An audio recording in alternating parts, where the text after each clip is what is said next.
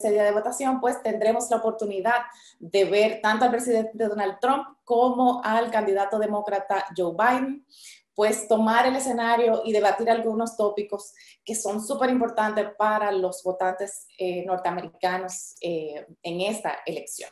El primero será hoy a las 9 de la noche, tendrá una duración de 90 minutos, pero quisiera presentar a nuestros especialistas del día de hoy, que son quienes realmente pues, van a darnos esas explicaciones. Primero tenemos a José Gregorio Cabrera, un gran apasionado no solo de las relaciones internacionales, sino de la política electoral, con una amplia experiencia en la materia desde la Fundación Global y desde el Global Compact, donde lo teníamos como director ejecutivo.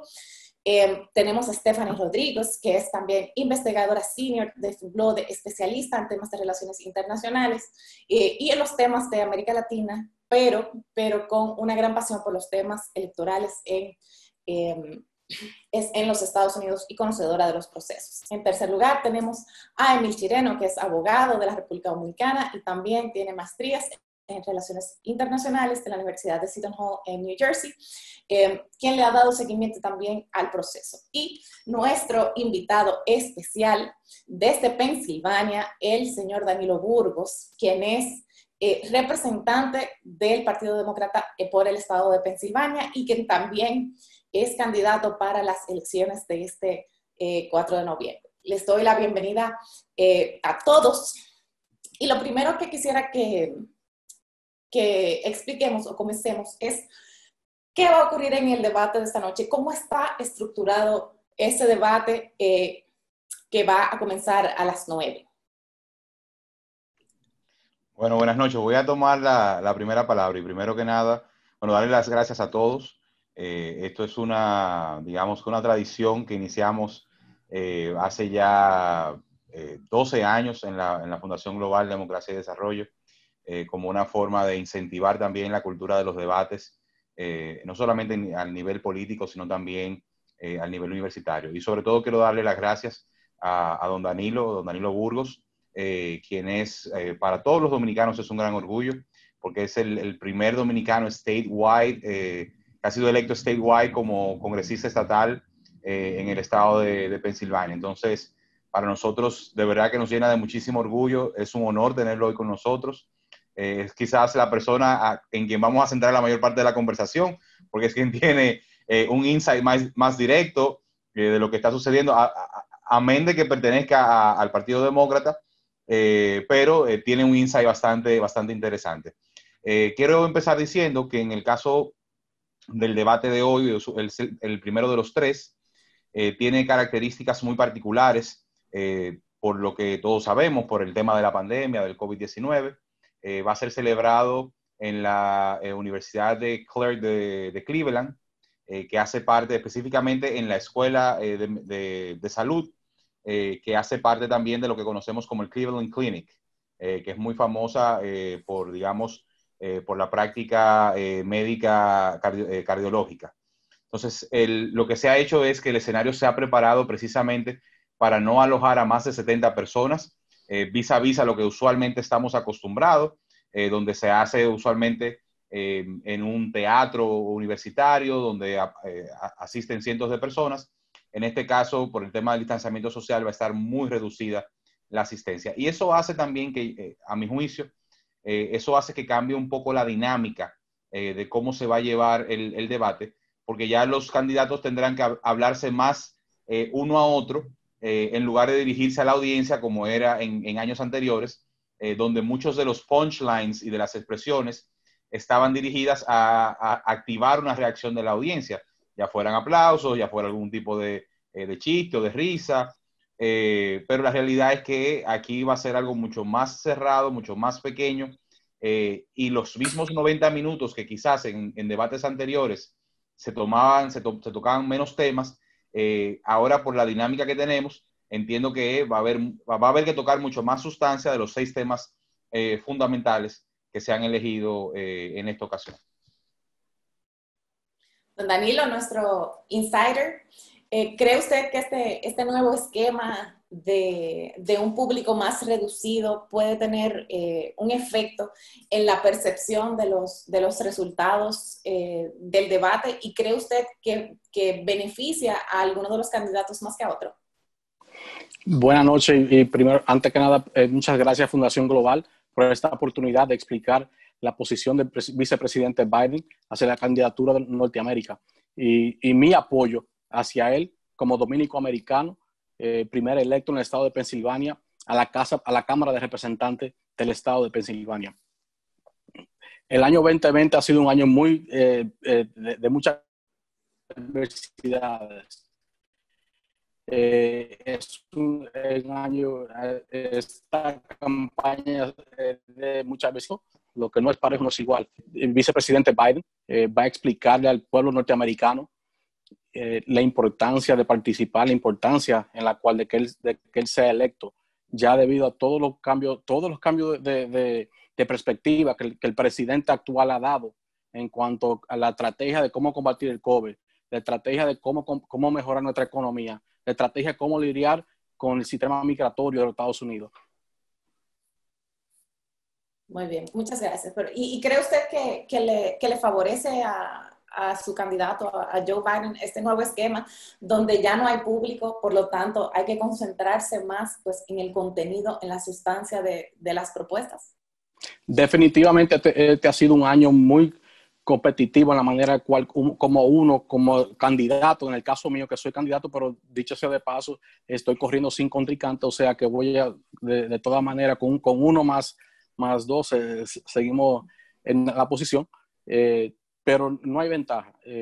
Lo importante es comunicarse con el pueblo, comunicarse con la comunidad de la manera que sea más respetuosa del espacio de cada uno de nosotros, y eso es lo que Joe Biden está haciendo.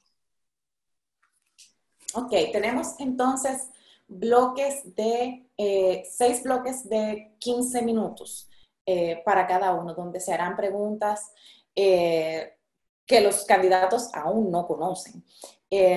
¿Cómo creen ustedes o cuáles creen ustedes que van a ser estos principales temas que se van a tratar en estos bloques? Bueno, buenas noches. Un placer igual de parte de Funglode estar acá con ustedes. Es una tradición muy bonita esta.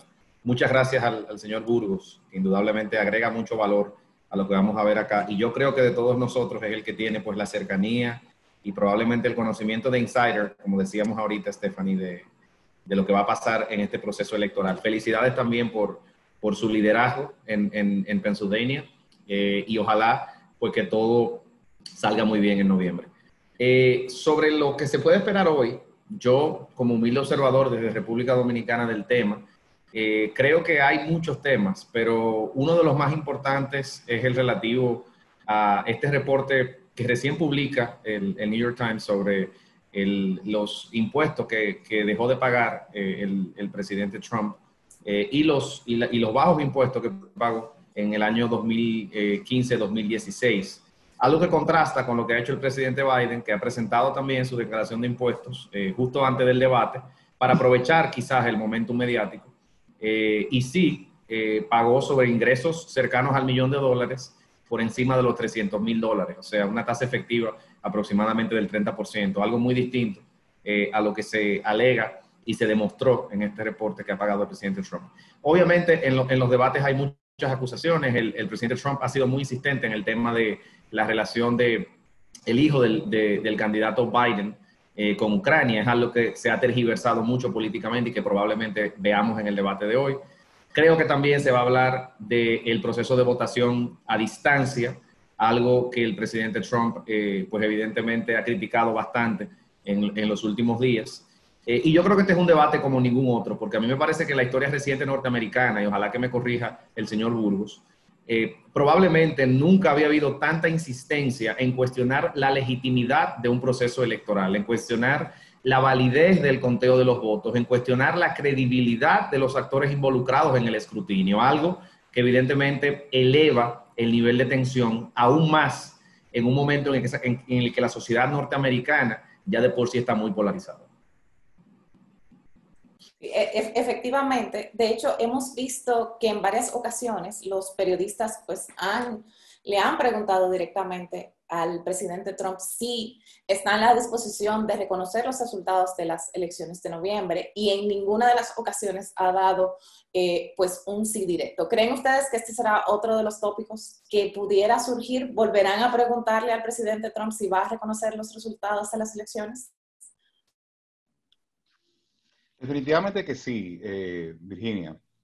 Yo creo que, como dice Emil, el tema de los records fiscales, o sea, definitivamente será un tema importante.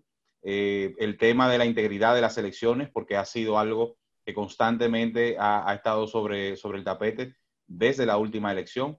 Como decía Emil, Trump ha cuestionado de manera, digamos, abierta y constante todo el sistema de votación a distancia, el tema de votación por correo. Evidentemente creo que yo le agregaría el tema de raza, violencia, protestas en muchas de las ciudades donde la población es mayoritariamente afroamericana. Y sobre todo yo le agregaría el tema de la Suprema Corte de Justicia, el appointment del asiento que está vacío ahora mismo, y quién, si realmente es el momento de completarlo antes de las elecciones. Creo que es un tema también que podría salir a relucir. No sé qué piensa mi querida amiga Stephanie. No, coincido totalmente contigo, José Gregorio, en que ese tema de lo que es la integridad de las elecciones, pues pienso que va a salir a relucir, y bien lo tomó ya Wallace, que dijo que básicamente va a ser uno de los temas que él va a tratar, puesto que todavía no queda muy claro lo del el involucramiento de Rusia en las elecciones pasadas, y es algo que obviamente Trump y su administración pues nunca ha tocado fondo realmente en el tema, ¿no? Entonces pienso que sí, que es algo que va a salir a relucir, y sobre todo obviamente el tema del artículo del New York Times sobre los taxes de Trump. Ya veremos si va a ser Wallace que lo va a introducir, o va a ser el mismo Biden que lo va a utilizar como un ataque directo hacia Trump. ¿Cómo funciona? Y esta pregunta va dirigida al representante Danilo Burgos. Usted que conoce tanto, ¿cómo funciona, cómo va a funcionar esa menéutica de las preguntas? ¿Qué tanto intervienen los candidatos, o qué tanto pueden ellos dirigir el rumbo de la conversación y de los temas con el tiempo que tienen? Son todo basado en las preguntas que se hacen. Las preguntas no han llegado a los candidatos, ninguno de los dos, antes del momento. Pero lo interesante es que se está hablando de lo que patriótica que es una persona cuando no paga impuestos. Cuando una persona que trabaja en Kentucky Fried Chicken o en McDonald's paga más impuestos que esta persona que es multimillonario. O sea, es la doble moral que se está sobresaliendo en esta contienda. La doble moral en la cual los Estados Unidos de América no fue fundado sobre eso, fue fundado sobre crear la oportunidad igual para todos los hombres, o todas las mujeres, todas las personas que contribuyen al crecimiento de esta gran nación. El presidente Trump, con los resultados que han salido de los impuestos que él ha pagado, demuestra que él no cree en la unión de los Estados Unidos. Él cree en una unión para un grupo específico, que no es los Estados Unidos de América. Correcto, pero y fíjense que justo en esta semana pues es que ha salido a relucir este tema de los impuestos con este gran reportaje o serie de reportajes que han aparecido en el New York Times. De hecho, desde antes de las elecciones del 2016 ya era un tema recurrente la publicación de la declaración de impuestos del presidente Trump.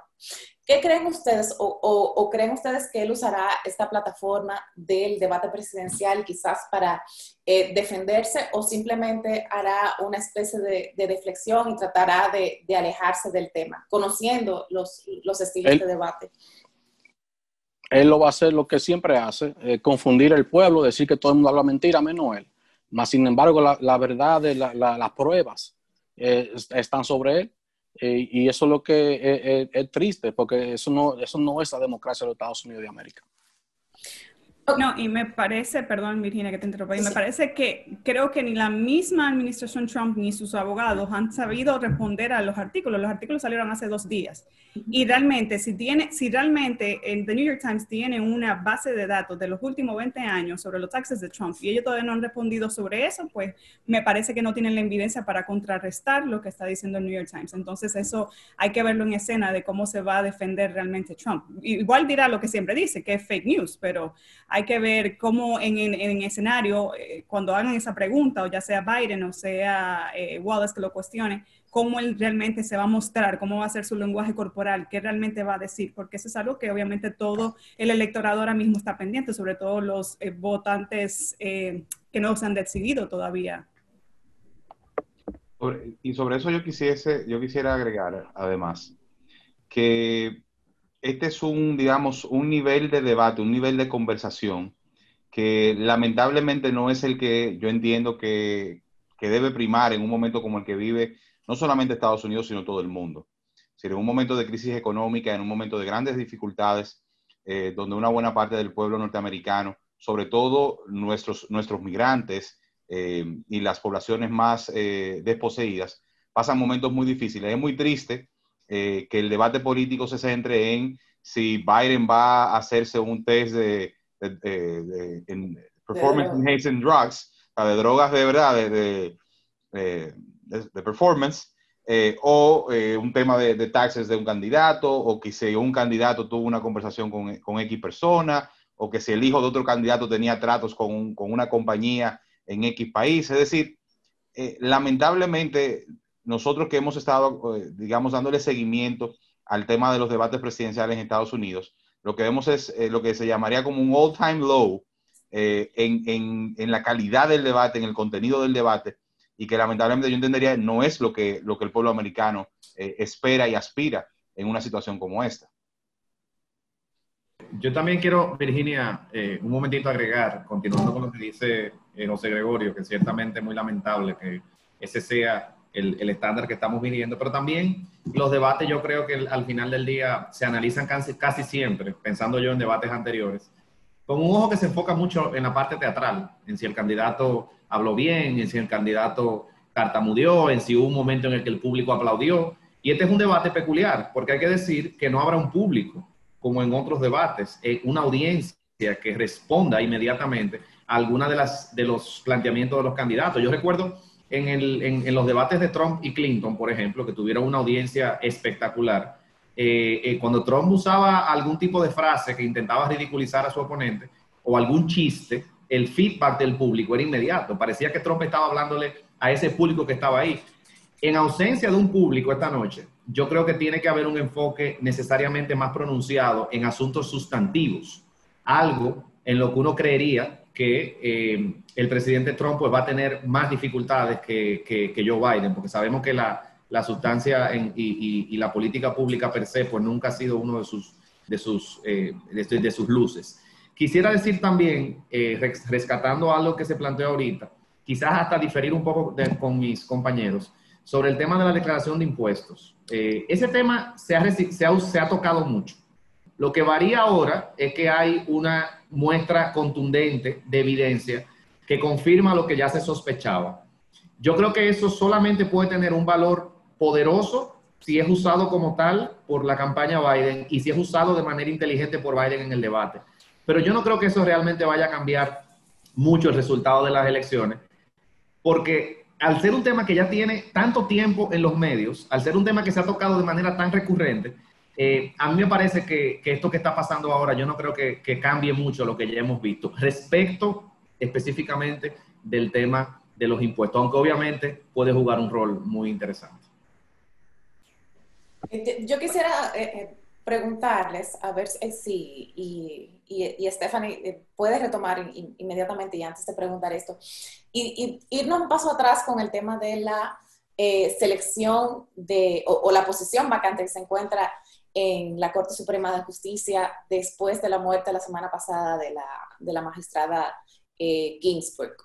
Definitivamente es un tema que tiene a los principales tomadores de decisiones pues en vilo con un precedente que se había tomado en 2015 de una posición vacante, que se decidió, bueno, que no, el Senado no iba a proceder a conocer la propuesta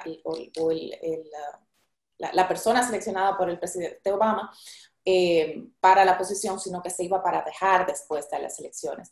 ¿Creen ustedes que este también se tornará en un tema electoral? Es evidente que es un tema que llama la atención y que puede tener pues una gran incidencia, porque recordemos que los jueces de la Suprema son pues sobrevivirán mucho más allá incluso de los posibles términos de Donald Trump o Joe Biden. ¿Cómo creen ustedes que se va a manejar esto a nivel del debate o a nivel de la campaña electoral?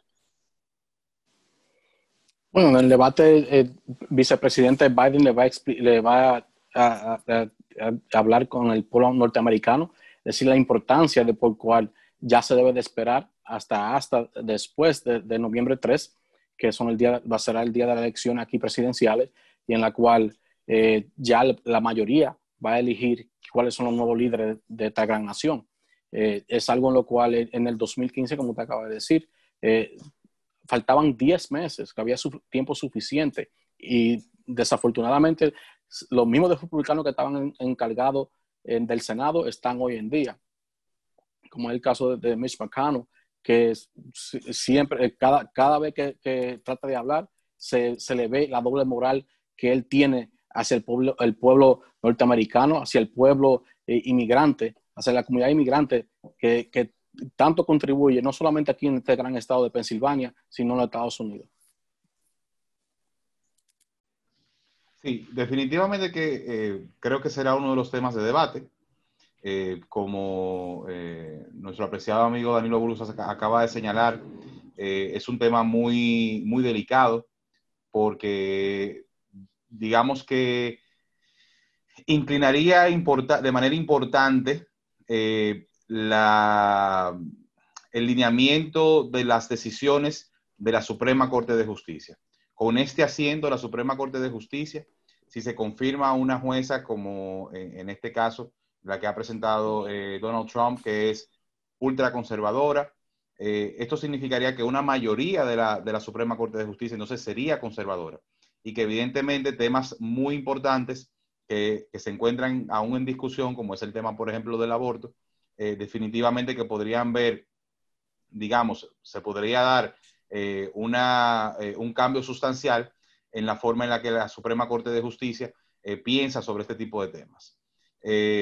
También tenemos el caso, por ejemplo, del tema racial, que también de manera importante está afectando el desarrollo de muchas comunidades en Estados Unidos, y que casos que podrían llegar a la Suprema Corte de Justicia sobre discriminación, sobre exceso de uso de la fuerza por parte de los órganos de seguridad, definitivamente que tendrían un approach totalmente distinto al que tendrían con una Suprema Corte de Justicia más balanceada. O sea que definitivamente es un tema importante. Legalmente, lamentablemente, no hay nada que se pueda hacer. Es decir, si el presidente Trump hace el appointment y el Congreso lo conoce y lo designa, legalmente no hay nada que se pueda hacer. Ahora, es muy parecido a algo que estamos tratando aquí en República Dominicana, precisamente con un proyecto de ley que presentó hoy nuestro apreciado diputado Omar Fernández sobre el tema de los procesos de transición.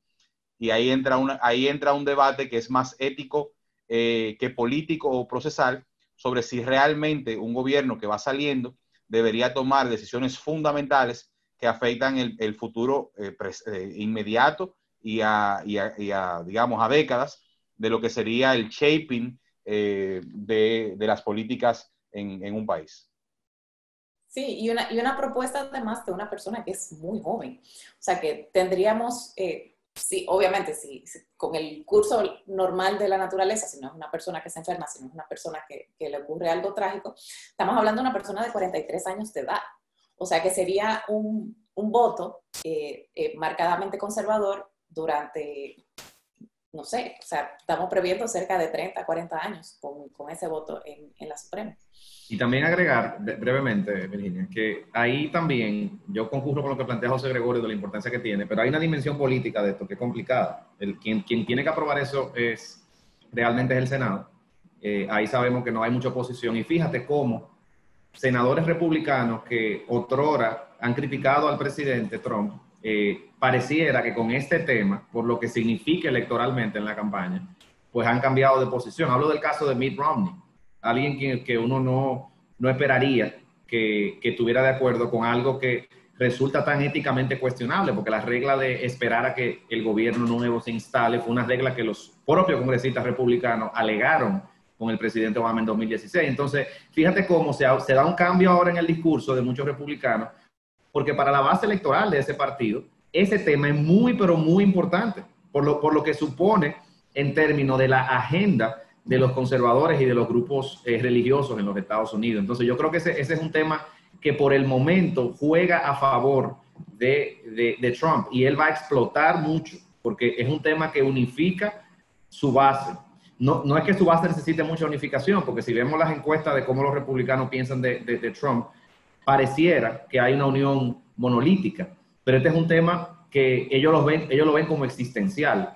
Y la suerte, porque en política hay que tener virtud, pero tener fortuna, como decía Maquiavelo, se le dio al Partido Republicano. Fíjate cómo tienen ahora una mayoría que definitivamente se va a consolidar con este appointment. Bueno, vayamos. Quería agregar que independientemente de que ese es un tema, obviamente, que va a estar sobre el tapete en este primer debate, independientemente de, creo que los dos temas que van a dominar el debate va a ser lo del manejo de la pandemia o la situación actual que está viviendo Estados Unidos con el coronavirus y pues enlazado a eso la economía. Francamente, siempre la economía tiende a dominar en los primeros debates y luego ya el segundo, pues el tema de las relaciones internacionales, el manejo obviamente de la política exterior, que ya eso lo veremos pues en el segundo debate el 15 de octubre. Pero igual va a tener una importante presencia, ¿no? El tema de quién va a ocupar el seat, el asiento vacío que deja Ruth. Quiero tomar un momentito, Virginia, para Sí, hacer claro. una pregunta a don Danilo. Por favor. Sobre la inclinación, y si tienen algún estudio o algún tipo de encuesta, sobre la inclinación del voto latino y sobre todo dominicano en este proceso. Porque aquí se da una cosa interesante y es que por lo regular el voto latino, el voto dominicano es un voto que en algunos aspectos es un voto conservador. Sin embargo, la tradición es que ha sido mayoritariamente demócrata. ¿Cómo ustedes han ido viendo que se ha movido el voto latino y el voto dominicano en este proceso? Bueno, específicamente con un grupo étnico no se ha hecho ninguna encuesta, sino con la comunidad latina en general. Aquí están los puertorriqueños, la comunidad dominicana, el mexicano, el colombiano, el venezolano. Y aquí lo que está pasando es que se está usando mucho la palabra socialismo en contra del vicepresidente Biden, pero no se explica qué es lo que es el socialismo. El socialismo es algo que oprime la comunidad, los vecindarios, las personas que viven dentro de un país específico. Aquí los republicanos están tomando la palabra socialismo como que es algo que ya Biden va a tomar el control de todo. No es eso. Lo que el presidente Biden ha estado abogando es de que se provee un sistema de salud accesible para todos, no solamente un grupo específico. Aquí en Pensilvania, ahora la comunidad dominicana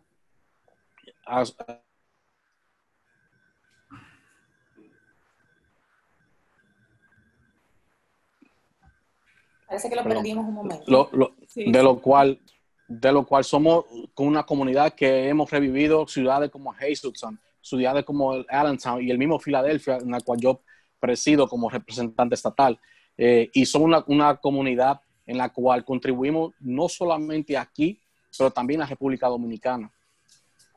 O sea, aquí hemos desarrollado áreas de negocio en las cuales nadie aportaba nada o apoyaba en ninguna manera. Y aquí hemos abierto bodegas, restaurantes, talleres de mecánica, talleres de especialidades en diferentes materias. Estamos creciendo y contribuyendo al crecimiento de este estado. Pero no se nos ha tratado igual a la comunidad inmigrante, no solamente a la comunidad dominicana. Igual en el sentido de que, por ejemplo, las personas que trabajan en la agricultura, ya sean los guatemaltecos, los hondureños, dominicanos, mexicanos, durante la pandemia se le permitió que trabajaran todo el tiempo, sin ninguna ayuda médica, que es increíble. En la procesadora de carne, muy poca asistencia hacia esas familias. Incluso una persona muy allegada al sistema agropecuario de aquí, que el problema era de la comunidad, no de todos nosotros. O sea, es la doble moral que el presidente Trump promueve. Estamos peleando en contra de eso. Entiendo de que cuando se le agrede a un hispano, ya sea mexicano, de cualquier nacionalidad, nos están agrediendo a todos, porque eso es igual cuando tiene un amigo que habla mal de usted, o habla mal de un amigo suyo en presencia de que él no esté. Eso nunca va a cambiar, y eso es lo que debemos tomar en mente. Y le pido al dominicano que está en la República Dominicana que promueva al presidente Trump, y le pida a sus familiares que están acá que voten, los que son ciudadanos americanos que están en la República Dominicana, que vayan a la embajada y se registren para votar, que pueden hacerlo desde allá.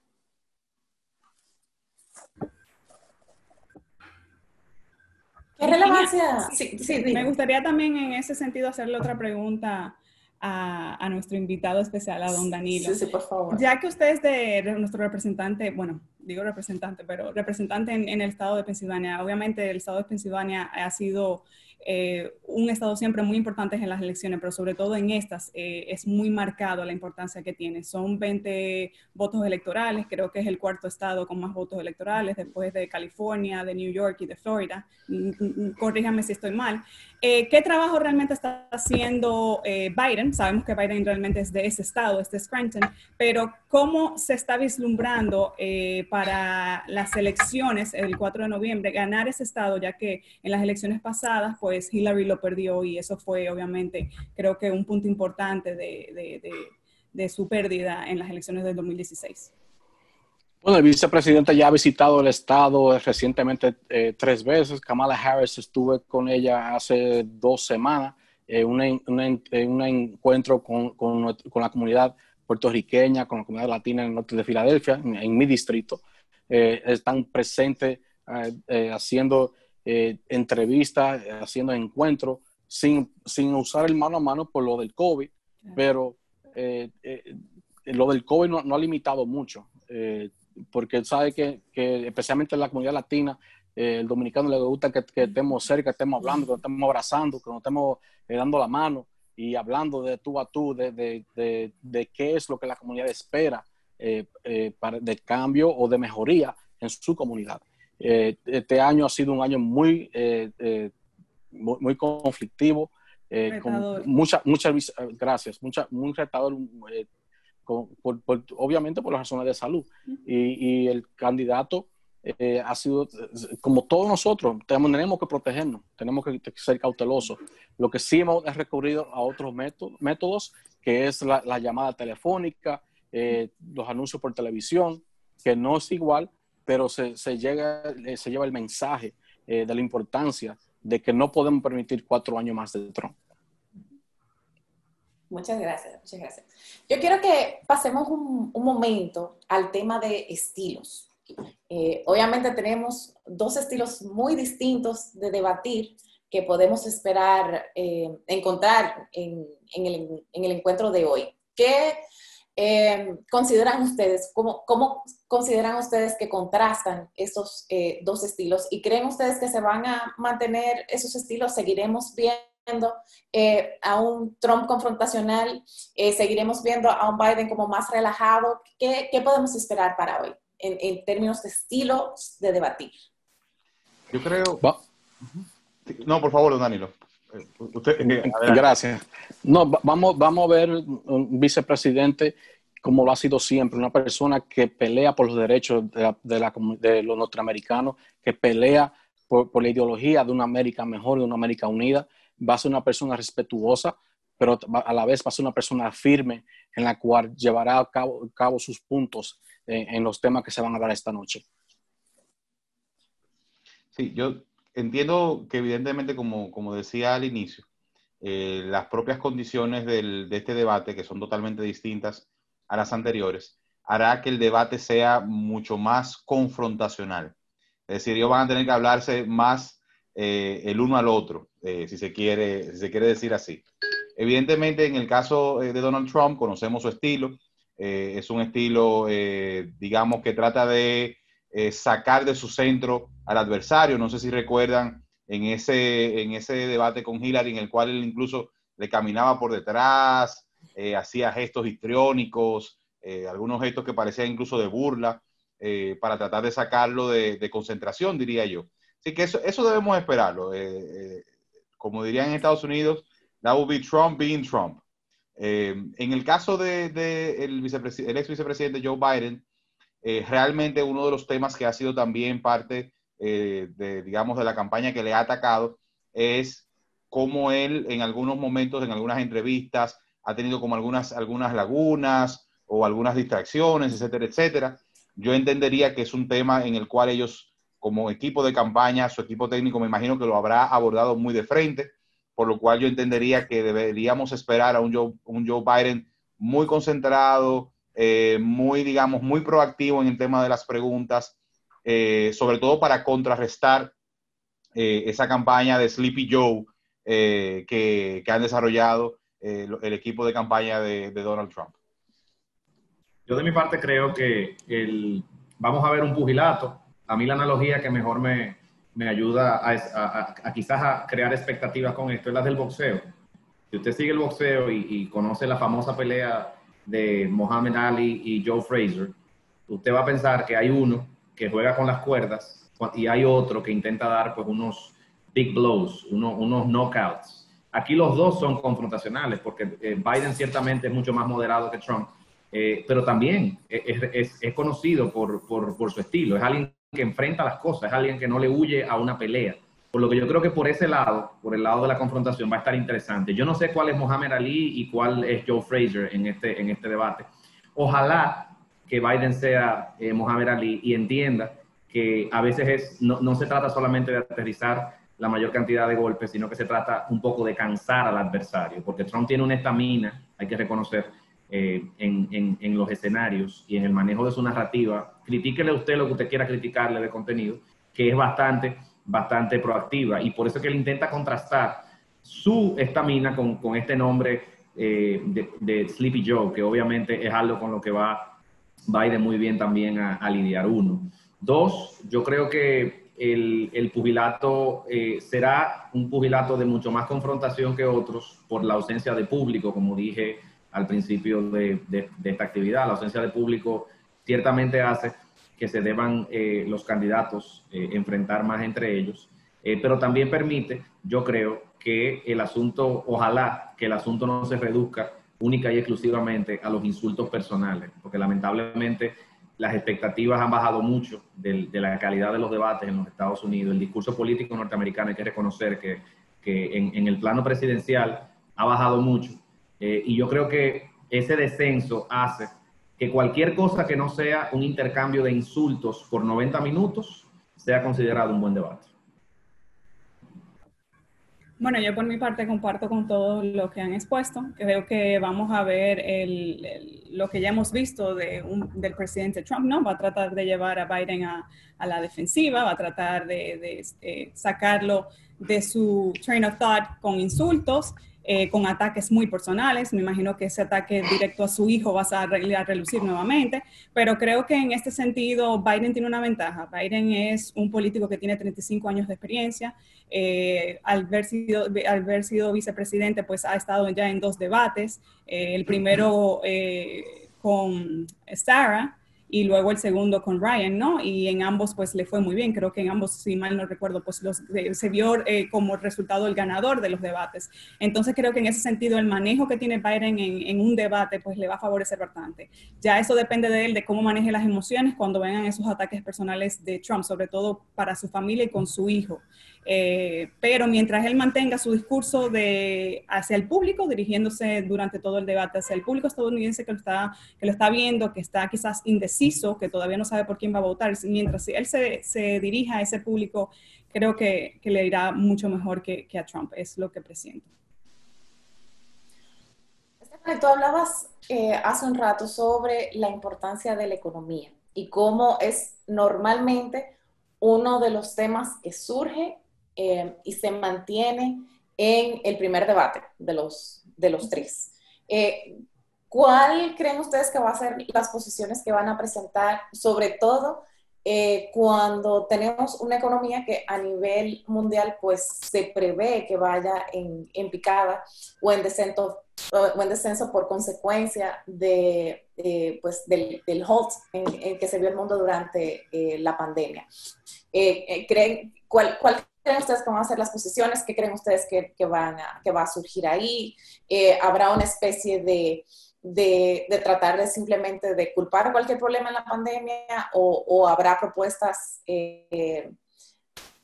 por parte de los candidatos? Y quisiera oír también de Danilo Burgos, ¿cuál es la posición de la campaña Biden en cuanto a la dirección de la economía de los Estados Unidos ahora mismo?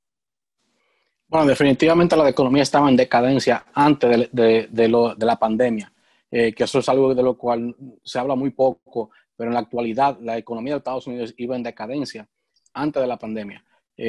Aparte de eso, nuestros pequeños negocios están no eran una parte esencial del primera ayuda que el gobierno del presidente Trump dio para los supuestos negocios. Solamente el dinero se quedó dentro de las corporaciones, no llegó a los vecindarios como el mío, el cual yo represento. Llegó una vez de que nosotros, los representantes estatales, empezamos a abogar y a decir cuál es esta injusticia en la cual las grandes corporaciones, los bancos grandes, decían quién era que iba a recibir dinero. Una barbería no lo recibía, un restaurante no lo recibía, una bodega mucho menos. Y gracias al esfuerzo que nosotros hicimos localmente en el estado de Pensilvania, sí lo pudimos lograr, de que llegara ayuda a cierta, no para todo, porque no había suficiente dinero para todo, pero sí llegó a varios negocios que así lo necesitaban. La economía de todos los vecindarios es sumamente importante y es algo en lo cual el vicepresidente está sumamente enfocado para crear una América mejor. ¿En qué, Virginia, si me permites brevemente, una preguntita al señor Burgos?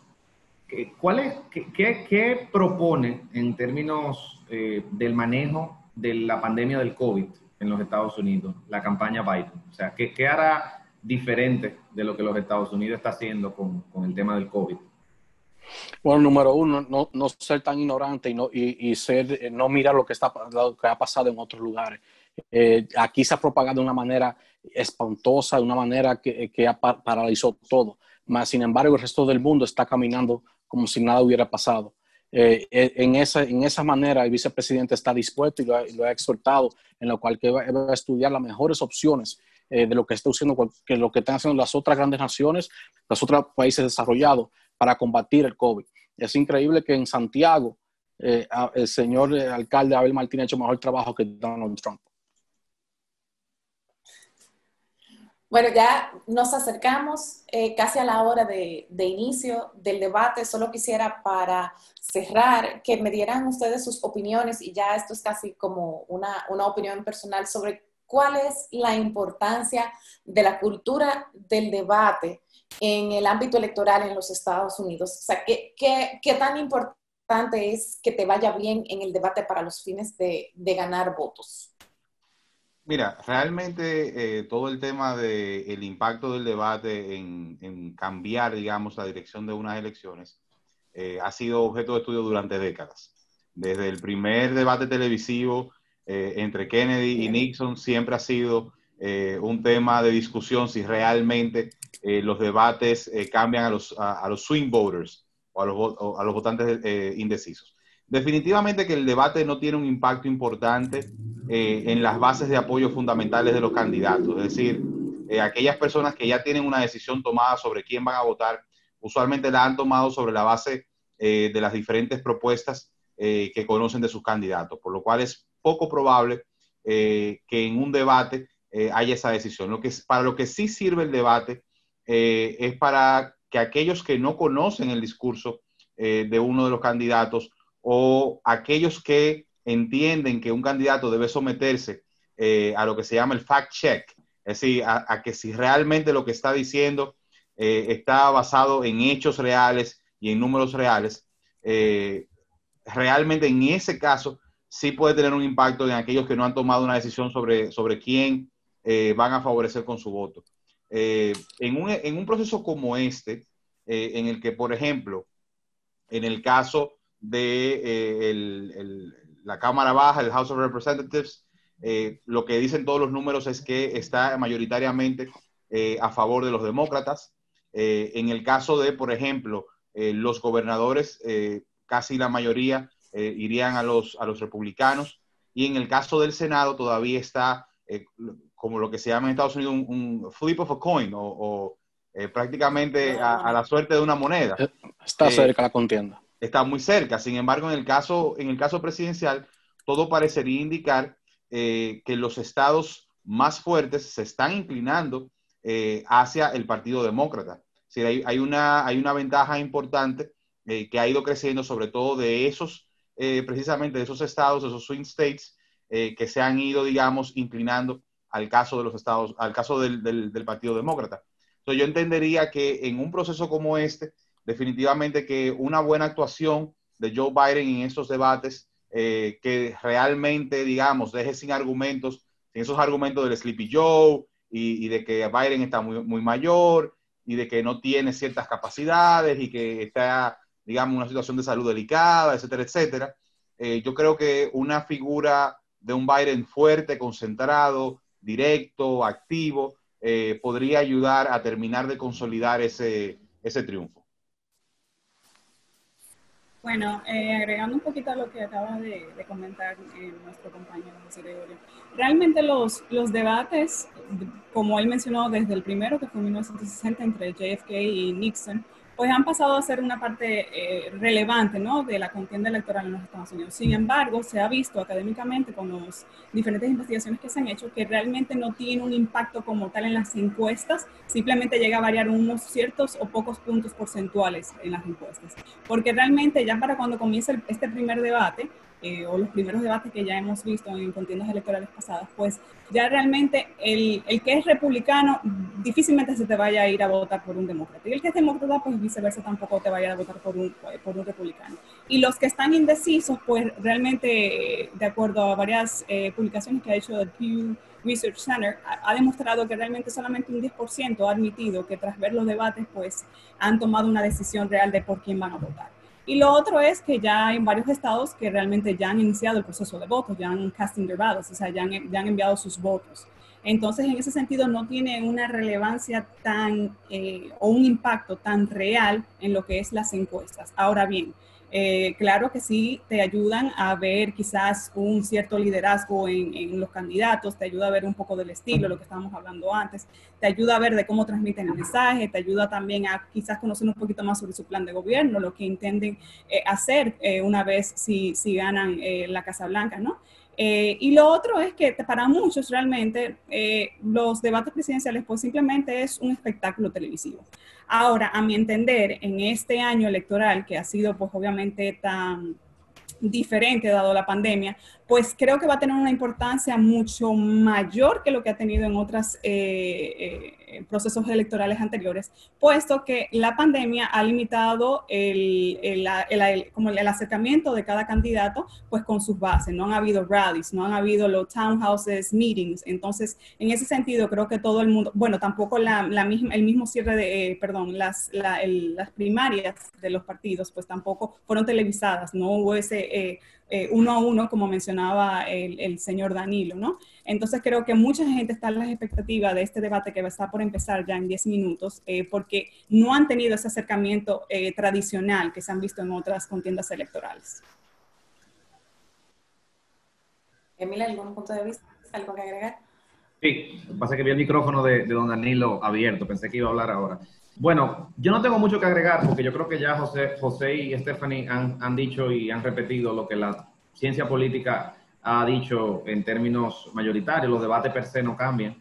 Pero yo creo que las cosas no hay que verlas así. Hay que ver el debate como una oportunidad de momentos que pueden incidir posteriormente en una campaña. No el debate per se, sino alguna frase, algún desplante, algún planteamiento que pueda impregnarse en la memoria de los votantes y que pueda ser utilizado políticamente por una de las campañas. Yo creo que el debate da herramientas que podrán ser o no utilizadas o explotadas dependiendo de qué hagan las campañas luego de los mismos. Eso es así.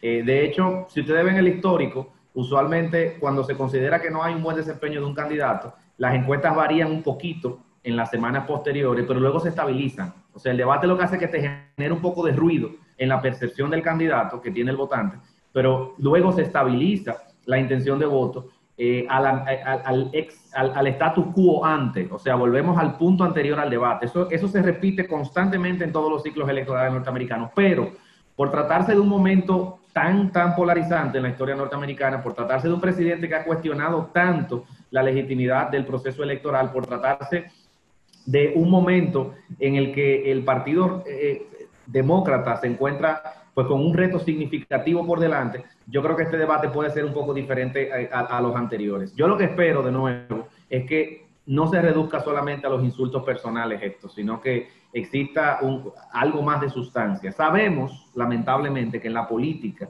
y más en la política electoral norteamericana, el tema de la sustancia no le llega a todos los votantes. Entonces, probablemente el resultado de esto no va a ser una posición sustanciosa en la que Trump dijo un número mal y le hicieron un fact-checking, o en la que Biden casi se duerme. Yo creo que lo que va a salir de aquí son one-liners, frases que se dijeron mutuamente los candidatos, que probablemente le den mucha risa, le den mucha indignación, pero sirvan para lo que tienen que servir, que es movilizar el voto de uno y otro lado.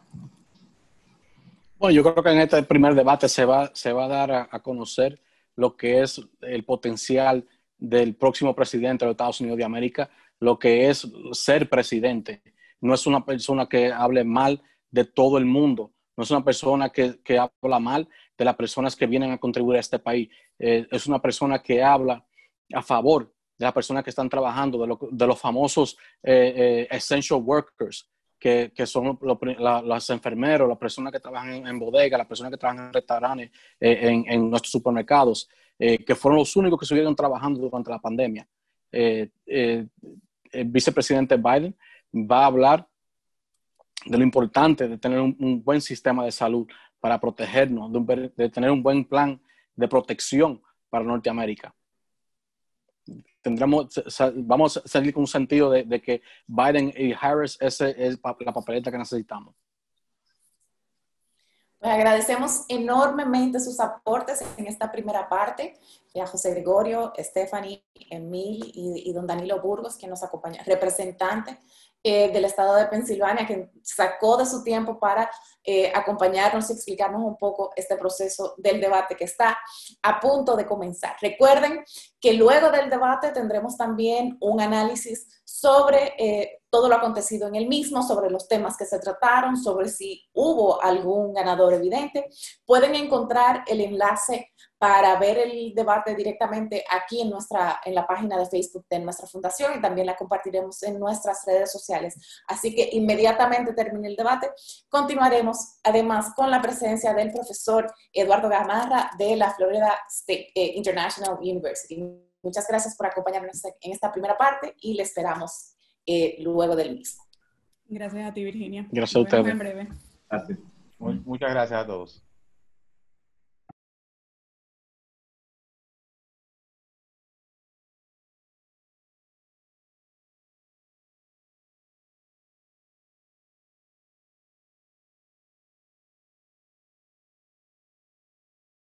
bienvenidos de vuelta. Estamos ya en la segunda parte de nuestro análisis.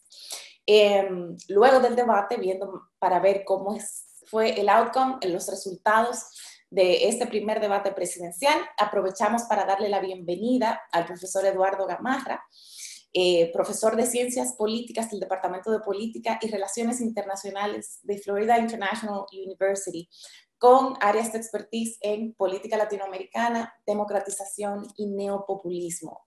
Muchas gracias por compartir con nosotros esta noche, profesor Gamarra, que se une además a Emil Chireno, José Gregorio Cabrera y Stephanie Rodríguez para ver qué tal nos fue en el debate. Definitivamente un debate distinto, un debate caracterizado por, lamentablemente, una inclinación hacia los ataques personales más que a las sustancias en sí.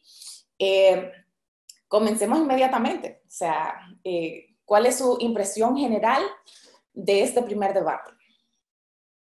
Cualquiera de ustedes que quiera tomar la palabra. Bueno, démosle honor a nuestro querido profesor Eduardo, a quien aprovecho para enviarle un fuerte abrazo porque tengo mucho tiempo sin verle. Así es, José Gregorio, qué gusto de saludarlos a todos y conocer a algunos de ustedes y obviamente muy honrado por esta invitación. Siempre que Funglode me invita a algo, pues es un placer estar con ustedes. Miren, como mucha gente que está analizando este debate en este instante calificó de entrada, ¿no? Probablemente, yo llevo más años de los que quiero reconocer viendo debates en este país, pero este definitivamente ha sido el más desorganizado, el más agresivo, el más... ni siquiera creo que hay un calificativo que valga la pena, porque francamente me pareció vergonzosas las respuestas en algunos momentos, sobre todo del presidente Trump. En algunos momentos me pareció que el vicepresidente Biden también se excedió en algunos de los calificativos. O sea, en términos generales, un debate de ataques extraordinariamente personales, donde quizás el único que se salva en el análisis es el moderador Chris Wallace, que intentó hacer lo posible para contener sobre todo al presidente, ¿no? Pero sí, tampoco tuvo mucho éxito en hacerlo.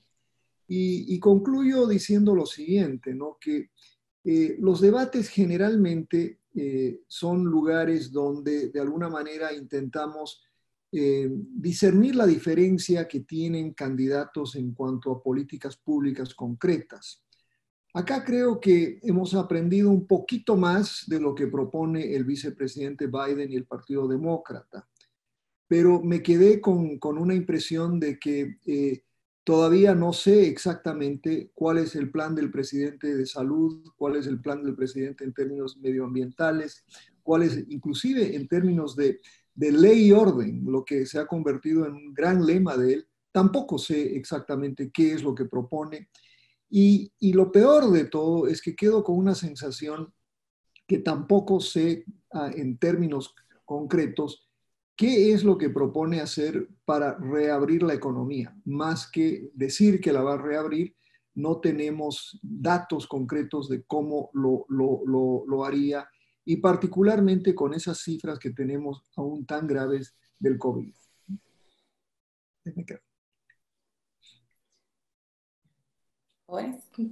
Yo, primero, saludar al profesor Gamarra, placer compartir por acá.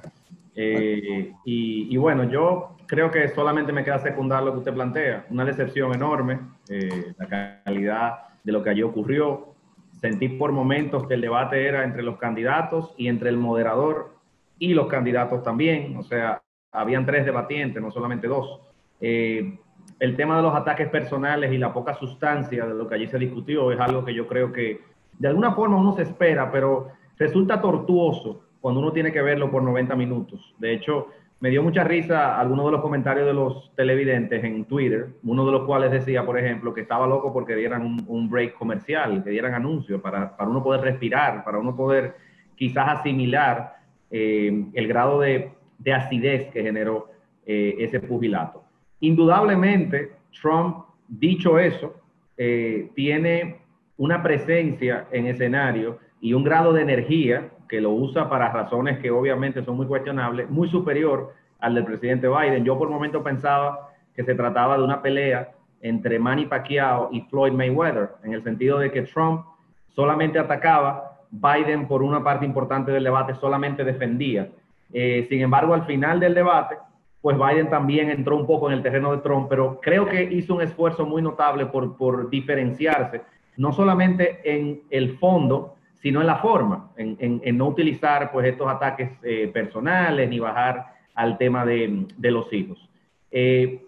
Los debates, como hemos dicho anteriormente, no tienen un impacto electoral como las personas a veces esperan. Sin embargo, yo creo que este será recordado porque Estados Unidos lamentablemente sigue, en mi opinión, descendiendo en la calidad del debate político, al menos en el plano presidencial. Las expectativas mías eran de algo diferente, porque cuando el nivel se baja tanto, cualquier mejoría uno la ve como algo positivo, pero lamentablemente no puedo decir que vi una mejoría respecto de la conducta de los candidatos y de Trump específicamente cuando pienso en Hillary y en Trump en el debate del 2016. Veremos qué pasa en las próximas entregas. José Gregorio Estefani, sus visiones generales u opiniones generales en cuanto al debate. Bueno, Déjame darle la oportunidad a Stephanie. Ya. Gracias, José Gregorio. No, me sumo también a darle la bienvenida al profesor Gamarra y agradecerle que también esté compartiendo con nosotros aquí en este panel. Entendemos que llega un poquito tarde y luego de esos 90 minutos de tortura, ¿no? Cualquiera termina con un dolor de cabeza, que es como he terminado yo realmente. Estoy totalmente de acuerdo tanto con el profesor Gamarra como con Emil. Realmente esto le deja un mal sabor a la democracia de Estados Unidos, le deja un mal sabor a uno a esto de los debates presidenciales que tanto uno espera cada 4 años, ¿no? Para ver esta contienda electoral y que en cierto sentido uno hasta llega a mirar ese tipo de dinámicas que logra Estados Unidos cuando van a debatir los candidatos a la presidencia por la Casa Blanca, ¿no? Para mí fueron un desastre total. Los primeros 20 minutos no se entendió nada. Yo simplemente veía era a Trump interrumpiendo cada segundo al vicepresidente Biden y luego Wallace tratando de básicamente tratar de dominar el escenario y controlarlo a los dos. Parecía un profesor tratando de dominar un kindergarten. Es mi humilde opinión realmente y como digo, deja un mal sabor a lo que es la democracia de los Estados Unidos. Bueno, mi analogía va a ser un poco más criolla. Yo creo que se parecía mucho a un programa de panel radial de la República Dominicana, aquello que sucedió sobre todo durante la primera media hora del debate. Yo creo que lamentablemente Joe Biden perdió una oportunidad dorada, como yo decía en la primera parte de nuestro análisis en el predebate. Esta era una oportunidad para que Joe Biden pudiese demostrar que no es Sleepy Joe, de dar una presencia más imponente, de ser más categórico, más enérgico. A veces por momentos utilizaba un tono de voz muy bajo, que apenas se le podía escuchar, quizás para hacer un poco de contraste con la presencia de Donald Trump. Pero yo entiendo que en política lo único peor que un bully es quien no se sabe defender de un bully.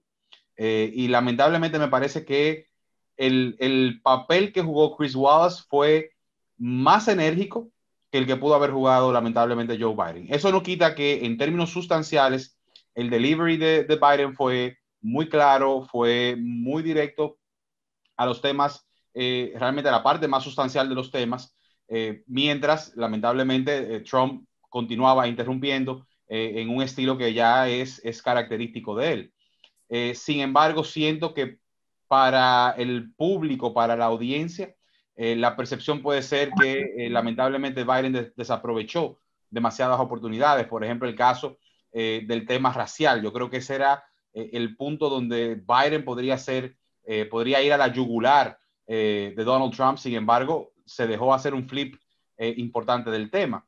Vimos como, por ejemplo, quien pone entre la espada y la pared a Donald Trump con el tema racial, cuando lo invita a desligarse de los white supremacists, y sin embargo en ningún momento Biden aprovechó esa oportunidad también para ir sobre su contrincante. Al final, como todos ustedes han dicho, es lamentable que el nivel de los debates de una fecha, de una parte de la fecha, haya descendido de manera tan importante. Sin embargo, definitivamente que esto refuerce el argumento de los dos extremos de las bases de apoyo de cada uno de los candidatos, pero sigue dejando a los swing voters en el centro, yo creo, sin muchas opciones. En definitiva, que ese proceso de polarización que se ha visto en los Estados Unidos, pues solo puede ser profundizado con este debate. No pareció un debate para convencer a nadie, simplemente como para reconfirmar a todos aquellos seguidores de cada una de sus posiciones. Un gran número de temas que se trataron, incluso mucho más allá de lo que pensamos en un principio que se iban a tratar. O sea, sí se trató el tema de la Suprema Corte de Justicia, el tema del sistema de salud, el tema de la economía, el tema del coronavirus, el tema del racismo, que se esperaba ya que se trataron, pero incluso llegaron a entrar en temas como cambio climático, o incluso la integridad de la elección misma, y entraremos en eso después porque es un punto que resulta hasta preocupante. ¿Qué nos queda? O sea, ¿qué nos queda para los próximos debates? Porque pareciera que agotamos, sin tener respuestas claras, pero agotamos una agenda de temas enorme. Bueno, miren, yo creo que no se ha agotado la agenda de temas. Vamos a volver sobre estos mismos temas, pero, por ejemplo, uno de los temas grandes que es absolutamente vital debatir es el tema de política exterior, ¿no? Que yo creo que una gran parte de América Latina pues estaba esperando alguna mención de América Latina, y creo que en todo el debate solo se mencionó una vez a Brasil en el contexto de cambio climático, pero este no fue el debate sobre política exterior. Vendrá ese debate sobre política exterior y también será un debate álgido, ¿no? Ahora, yo solo quisiera decir una cosa respecto a lo que acaba de decir Virginia, porque es el tema de la polarización, ¿no? Que, mira, vivimos en una época de polarización, no solo en este país, pero en casi todo el mundo. Y es una polarización que está precisamente caracterizada por esta, yo creo que el ícono de la polarización, obviamente, lo vemos como Donald Trump, y esta noche pues reflejó precisamente eso, como decía José Gregorio, al rehusar, por ejemplo, al no desvincularse, como tenía una oportunidad, él verdaderamente una oportunidad enorme para desvincularse de los supremacistas blancos, y no lo hizo. Y el presidente también tuvo una oportunidad, lo dijo, pero en la forma en la que él se caracteriza, que Antifa es un movimiento y que no es un grupo organizado. O sea, todo el mundo piensa que hay un líder de Antifa, que hay una organización con dirección postal y con miembros. No, Antifa es un movimiento amorfo, y eso de alguna manera lo sabemos acá, lo sabemos los que de alguna manera nos identificamos más con el Partido Demócrata, pero ha sido muy difícil convencer a la derecha en este país de lo que es el movimiento de Black Lives Matter, de lo que es todo este movimiento respecto a la violencia policial. Pero en un país polarizado, lo que pasa es que lo que sucede es un vaciamiento total del medio. Y eso yo creo que tenemos que entenderlo. Este es un vaciamiento que no ocurre, como mucha gente piensa, simplemente en los últimos 3 años y medio. Este es un vaciamiento del medio que viene dándose por lo menos desde los años 90. Ustedes son muy jóvenes todos, pero en los 90, ¿no? Empezó a darse esta polarización que hoy vivimos. Los momentos de bipartidismo han sido, son absolutamente momentos excepcionales. La gobernabilidad en los Estados Unidos en los últimos 30 años no se ha caracterizado más bien por la cooperación entre demócratas y republicanos. Han sido momentos excepcionales donde sí se llega al medio y donde sí se llega a tener legislación bipartidaria. En este contexto, y quizás lo que más preocupa de este debate, es que demuestra una vez más que ese vacío en el centro está siendo cada vez más profundo. Y cada vez la brecha entre lo que se puede llamar la derecha y esa izquierda, ¿no? que la califica precisamente Trump en varias ocasiones durante el debate, hay un golfo tan extenso que va a ser extraordinariamente difícil llegar a reconstruir el bipartidismo en este país. Y de alguna manera, el vicepresidente Biden hizo intentos en varias ocasiones, ¿no?, de hablar de unidad, de hablar precisamente de reconstruir ese centro. Y cada vez que lo planteaba, el presidente Trump lo volvía a llevar al tema polarizante. Estás atrapado por la izquierda no va a permitir que ganes las elecciones, etcétera, etcétera. En otras palabras, yo sí creo que existe una pequeña oportunidad de reconstruir el centro, y ese centro pasa, yo creo, por el retorno de un gobierno algo más parecido a ese gobierno de los líderes tradicionales del Partido Demócrata, sobre todo, y algunos, y esto es algo que estamos viendo como algo muy positivo, ¿no? Algunos republicanos que también se están alejando del extremo, todo el movimiento en torno al Lincoln Project, por ejemplo, que están cada vez más teniendo un impacto sobre su propio partido. Pero reitero, el punto para mí es que el debate exacerba la polarización, profundiza el medio y nos lleva, yo creo, ¿no?, esa pregunta final, por ejemplo, sobre el futuro de las elecciones, me preocupa mucho, porque ahí vemos a un presidente que está dispuesto a decirles a sus seguidores que no acepten el resultado, y a un Biden calmado, tranquilo, que dice que sí aceptará el resultado, gane quien gane. Entonces, es algo preocupante ver esta profundización de la polarización, pero sobre todo dirigida por el presidente Trump, ¿no? Sí, y sobre eso, profesor, yo quisiera agregar algo. El tema de la viabilidad de las elecciones y sobre todo los cuestionamientos de los absentee ballots, de las elecciones a distancia, por correo y todo lo demás, es algo que como usted señala, ha llenado de preocupación a una buena parte de la sociedad. Sin embargo, no vemos que ninguno de los líderes del Partido Demócrata hayan tomado posiciones fuertes con relación a ese tema, ni hayan ido de frente para despejar cualquier duda que le pueda generar al pueblo norteamericano una posibilidad de que hayan situaciones como las que planteaba el presidente Donald Trump al final del debate sobre boletas que han sido encontradas en la basura, en ríos, etcétera, etcétera. Entonces, para mí ese es un tema fundamental. Pero José, este proceso. Perdona que te interrumpa, no quiero sonar como pero casi todos esos casos que él mencionó, por ejemplo el caso de Virginia, donde ¿qué pasó? Se descubrió y ¿qué pasó? Se anuló la elección y se hizo una nueva elección.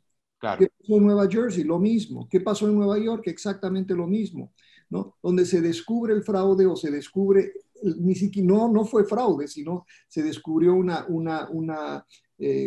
proceso que no se llevó a cabo de manera transparente y se invalidó la elección y se la volvió a hacer. El problema es que estamos en elecciones presidenciales, donde la magnitud es tan grande. O sea, los ejemplos que usa el presidente para ilustrar fraude no son instancias de fraude. Es más, si tú ves los reportes de la comisión que él mismo nombró, ¿no?, que no encontró evidencia de fraude, o creo que encontró 3 o 4 instancias de fraude como en los últimos 40 años. Y la última ocasión fraudulenta que hubo fue precisamente en Carolina del Sur y fue un fraude montado por el Partido Republicano, ¿no? Entonces, es en realidad, es como el presidente presenta pruebas que no son pruebas reales, precisamente para tratar de asustar al votante.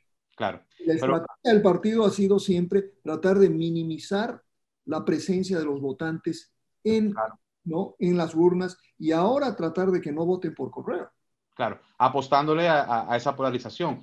Pero mi punto es que siento que el Partido Demócrata y el liderazgo del Partido Demócrata ha sido tímido en defender ese punto y en atacar directamente ese punto para transmitirle confianza al votante. Me parece que en una situación precisamente como esa, donde la garantía de la victoria del Partido Demócrata, no solamente a nivel presidencial, sino también a nivel senatorial, donde todavía está en duda, está todavía en un flip of a coin, me parecería que la comunicación del liderazgo demócrata debería ser mucho más agresiva para despejar esa situación. También yo quiero agregar a eso que ustedes plantean, algo que creo que no se ha dicho y es importante. El COVID también ha hecho que muchos más estados tengan que implementar un sistema de logística para procesar la masiva cantidad de votos por correo que se está esperando, que debe quedar muy bien.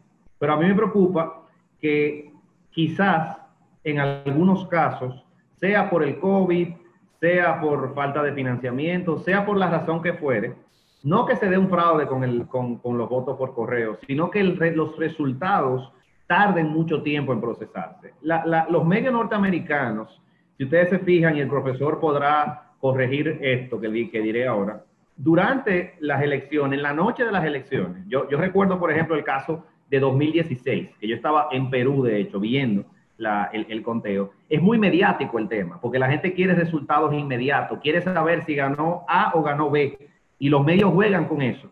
Pero lamentablemente, si masivamente los americanos votan por correo este año, quizás no se puedan tener resultados con ese nivel de velocidad y de eficiencia que se han tenido en otros procesos electorales. Entonces, este retraso inherente a la naturaleza del sistema de votación, combinado con la polarización que ya existe y también con los ataques a la legitimidad del proceso, suponen un reto significativo, señores. No porque necesariamente se vaya a dar un fraude, sino porque habrá un retraso en tener a ciencia cierta resultados. Y durante ese tiempo, durante ese interín, yo creo que un presidente que ha dicho tantas cosas, pues será capaz de decir tantas más. No, y también lo que peligra es que el mismo voter turnout, que de por sí es bastante bajo en los Estados Unidos, pues obviamente para estas elecciones sea aún más bajo, porque no se está claro en cómo se va a votar, ¿no? O qué estados van a optar por el mailing, el voto por correo. Ahora, hay un tema que yo quisiera traer a la mesa, sobre todo aprovechando la presencia del profesor Gamarra con nosotros, y es con lo que inició el debate, y es la capacidad legal del gobierno de Donald Trump o de Donald Trump como presidente para llenar el vacancy que hay en la Suprema Corte de Justicia. Es innegable que legalmente su alegato es sólido. Él tiene una capacidad legal que no se ha extinguido y que le permite hacer ese appointment. Ahora, lo que eso abre es un debate ético sobre si es lo correcto a un mes prácticamente de las elecciones, llenar un asiento de la Suprema Corte de Justicia con un tenure que es de por vida.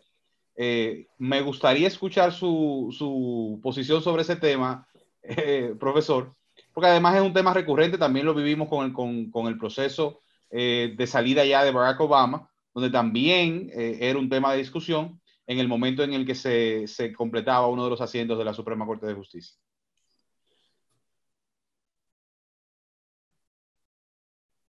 Exacto. Sí.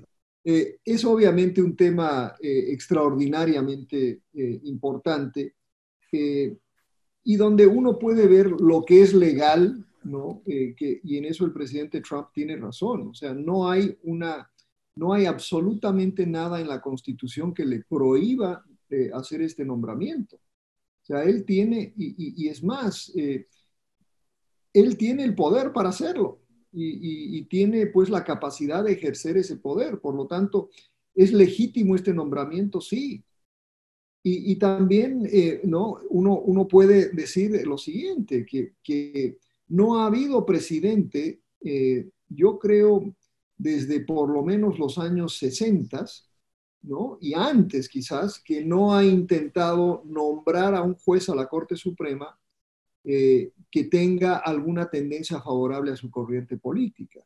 Eso no siempre resulta en que esos jueces actúan de la manera en la que los presidentes quieren. El presidente Nixon, por ejemplo, nombró al juez Warren.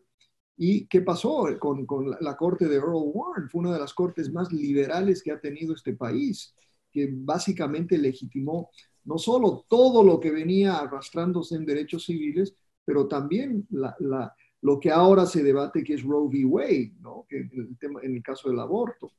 El presidente Obama tuvo una gran oportunidad, y en eso el presidente Trump también tiene la razón en hacer una crítica política inteligente e interesante.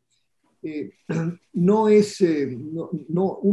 no entiende cómo es que el presidente Obama dejó más de 200, ¿no?, cargos de jueces sin aprobación del Senado, ¿no? Y eso es algo pues que se le criticó mucho al presidente Obama, y probablemente el Senado no los hubiera aceptado de todas maneras porque el Senado estaba en manos de los republicanos. Pero ahora, en este contexto, o sea, no hay nada legal que diga que el presidente no puede hacerlo. Lo que pasa es que no sé si la palabra correcta es decir que es la ética, ¿no?, del momento. Primero, que hay una claramente de manipulación de lo que podría suceder a partir del 3 de noviembre. Si esta juez es posesionada antes del 3 de noviembre, ella podría estar tomando una decisión respecto a esta misma elección. Número uno. Número dos, y clarísimo, y esto sí lo dijo el vicepresidente Biden y de una manera muy clara, el ACA, ¿no?, el famoso Obamacare, está precisamente en la Corte Suprema ahora. No ha sido definida por la Corte y podría ser definida por esta nueva administración, por esta nueva jueza.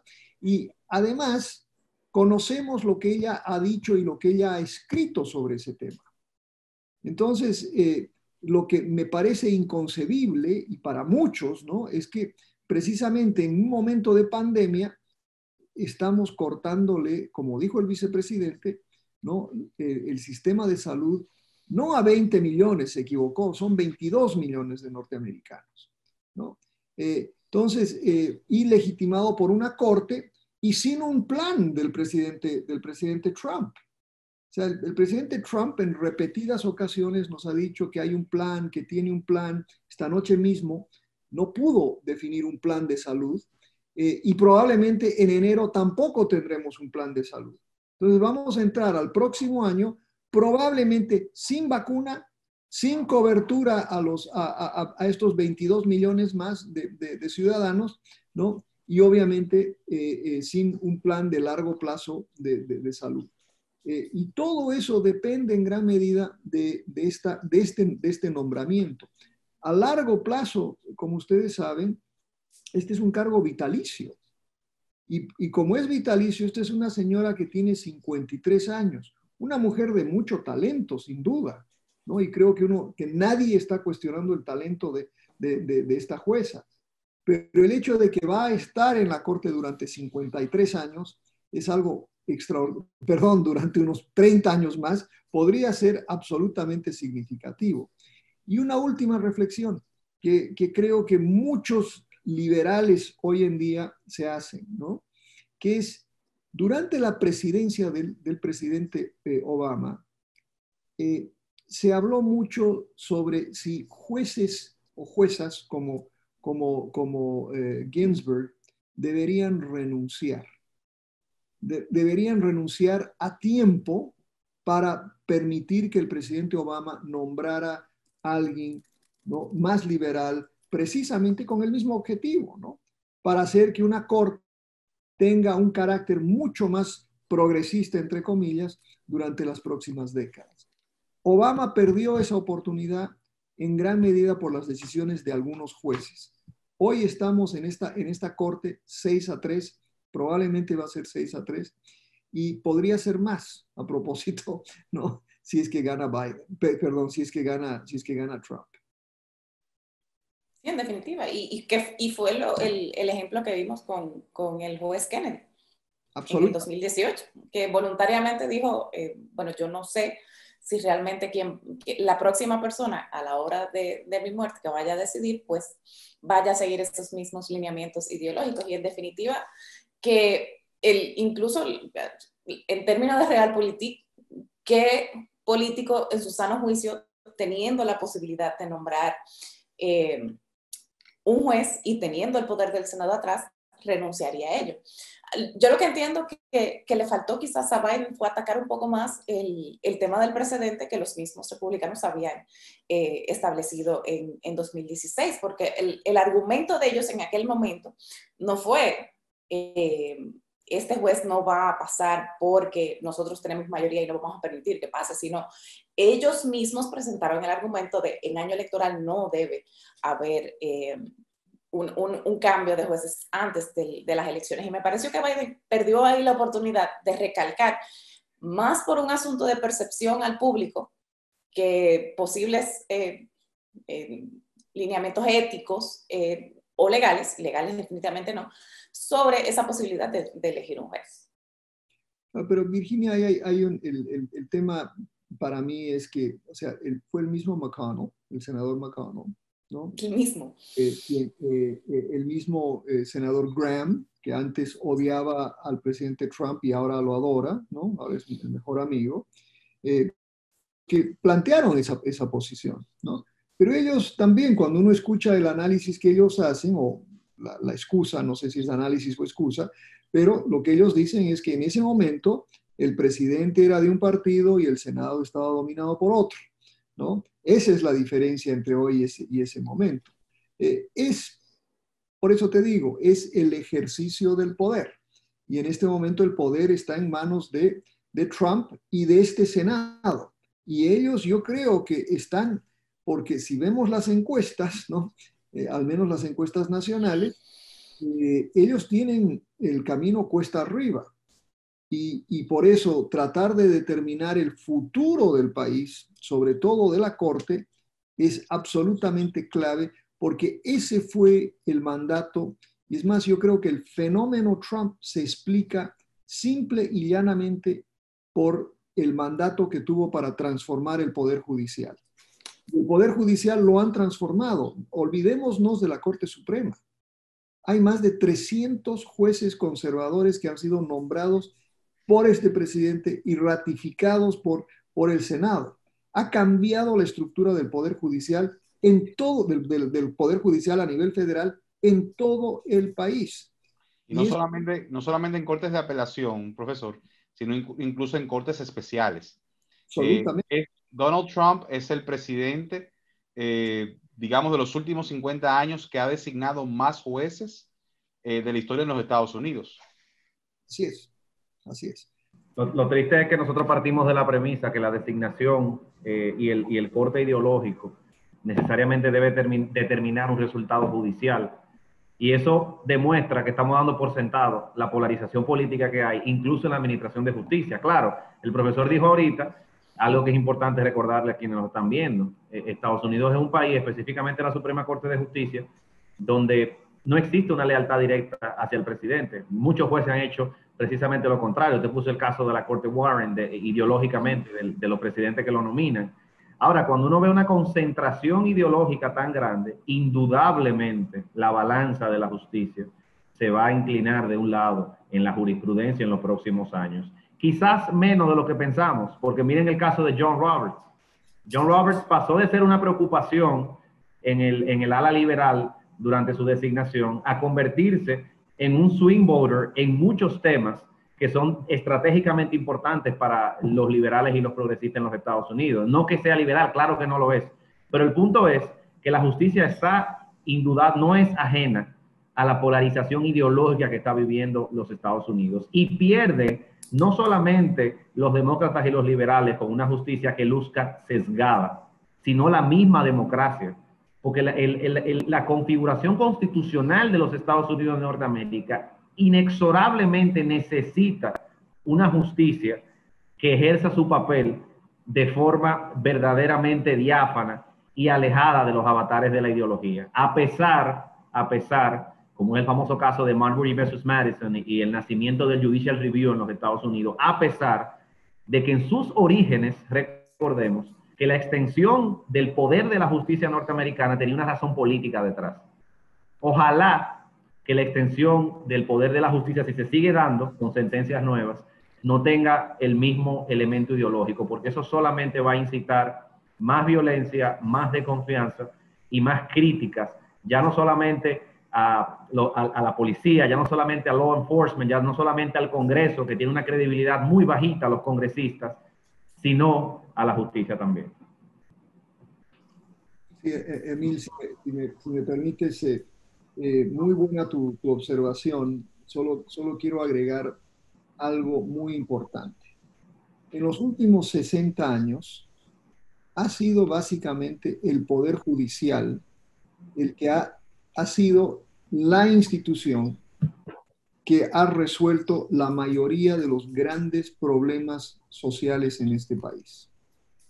Precisamente por actuaciones como de Earl Warren, ¿no? Y actuaciones también, ¿no? de estos jueces que fueron nombrados por Clinton, por los Bush, etc. Es decir, el Poder Judicial siempre ha tenido esa capacidad de resolver problemas sobre la base de la ley y no legislando, ¿no? Y entonces, gran parte del debate republicano-conservador o republicano-conservador contra el liberal-demócrata, ¿no? Es precisamente eso. El temor de la derecha es que tengamos una Corte Suprema activa y que legisle, ¿no? Que es la interpretación que se le da precisamente a una Corte que logró de alguna manera calmar la tensión social en el contexto de los derechos civiles. Hoy tenemos una Corte que está más bien con la idea de que la Corte debe ser mucho más retraída y que la Corte debe interpretar la Constitución de la manera original, ¿no? Lo que quiera decir eso, y especialmente en términos de los escritos de esta juez. Pero ahí hemos tenido una sorpresa, Emil, muy interesante en el último año, con los 2 jueces nominados por el presidente Trump y ratificados por este Senado, que cuando les tocó decidir, por ejemplo, el tema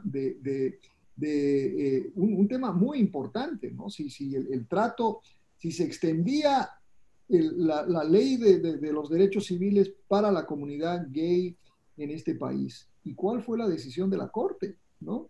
Fue completamente contraria a lo que pensaban los republicanos. Y tal es así que el mismo presidente tuvo que decir, pronto pondremos a alguien más en esa Corte que corrija a estos que se han comportado mal. Entonces, es algo, ha sido una tendencia recurrente en el país. Y yo sí creo que el proceso de nominación como tal, y por eso creo que a veces cuando caemos en la profundidad del debate ideológico sobre todo, perdemos de vista que la mayoría de estos jueces sí son, yo diría que todos los jueces, no, algunos podrían ser debatibles, pero tienen unos récords impecables, ¿no? Absolutamente impecables. Da la casualidad que una de las nominadas, Bárbara Lagoa, fue mi alumna, ¿no? El año 89, y yo tuve pues el privilegio de conocer a una muchachita cuando yo la conocí, y hoy es una destacadísima juez, mucho más conservadora que su profesor, por supuesto, pero me refiero a simplemente que el proceso mismo eleva a la gente pues que tiene ese tipo de récords, y que la Corte como tal convierte a estos individuos los convierte en actores que son algo más independientes del poder político del momento. Bueno, una preocupación que definitivamente surge, sobre todo en aquellos que defendemos la democracia como sistema político, pues es esa última pregunta, esa última parte del debate, donde, donde se presenta casi como algo seguro que no habría una transición pacífica de poder entre presidentes, que habrá una judicialización del proceso electoral. ¿Qué nos queda o qué debemos pensar nosotros, aquellos que todavía abogamos por la democracia?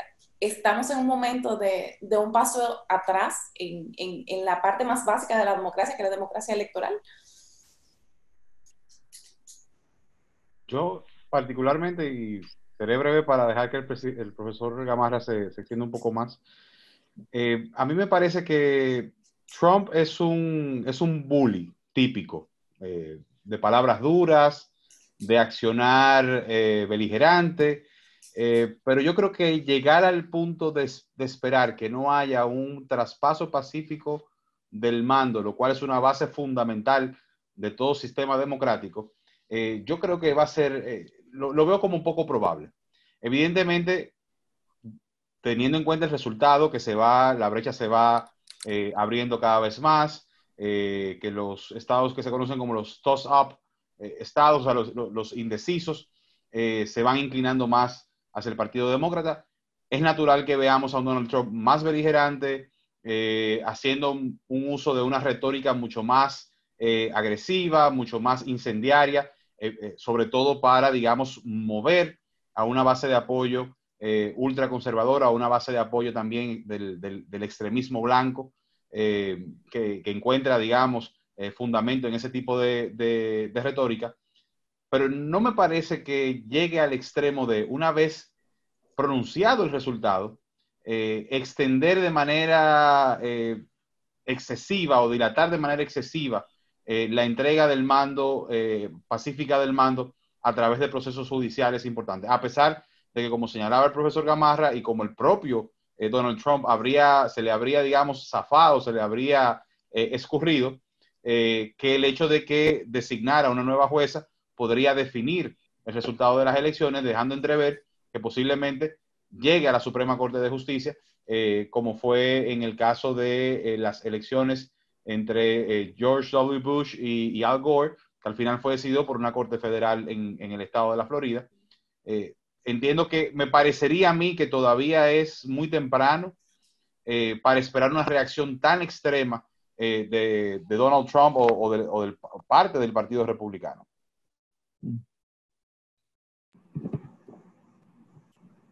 ¿Qué creen ustedes? ¿Llegó el momento de preocuparse por la democracia o todavía es solo parte del reality show?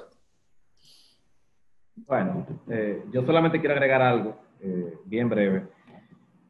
Yo creo que y aquí me retrotraigo a esta obra de Levinsky, el profesor de Harvard, How Democracies Die. Hay reglas del juego democrático que no necesariamente están escritas, que se están erosionando en Estados Unidos. Eso es indudable. O sea, decir que estamos en un momento de emergencia, de alarma, de se está acabando el mundo y Estados Unidos está al borde del totalitarismo, eso es una exageración.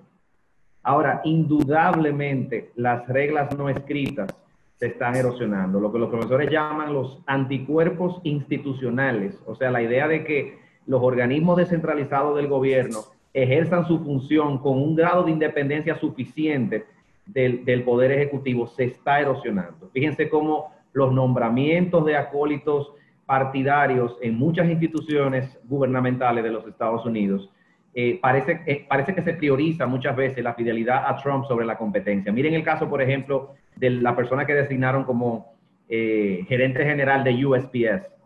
Se me olvida el nombre del señor, uno de los contribuyentes de la campaña de Trump, alguien que abiertamente no tiene conocimiento de lo que tiene que hacer ahí, y que incluso muchas personas han cuestionado si está ahí porque tiene un objetivo particular político en momentos como estos. Esas son cosas que son peligrosas. Y aunque eso no esté escrito en ningún lado, a mí me parece que hay límites éticos, hay límites morales, hay reglas no escritas que se deben de respetar, de cordialidad, de no pensar que el otro es un adversario a muerte, que lamentablemente se están erosionando en los Estados Unidos. Yo creo que las democracias no se mueren, de golpe. Se mueren, como decía Mussolini, que uno tiene que matar a una gallina, quitándole una por una las plumas, no de golpe. Y yo siento que la democracia norteamericana está perdiendo algunas de esas plumas. No es un camino de no retorno, obviamente todo se puede corregir, pero las cosas no van bien. Y a mí me parece que si el derrotero que tiene ese país continúa, en 10 años tendremos una conversación muy distinta a la que estamos teniendo hoy. Yo me sumo un poquito al comentario expresado por Emil. Creo que no es algo así tan rotundo de que está muriendo la democracia hoy en día en Estados Unidos, pero sí entiendo que, tal y como dijo, está enfrentando serios problemas. Y más que esos problemas a la democracia como tal, creo que lo que está afectando mucho más estos últimos 4 años de Trump ha sido a la presidencia de los Estados Unidos como institución.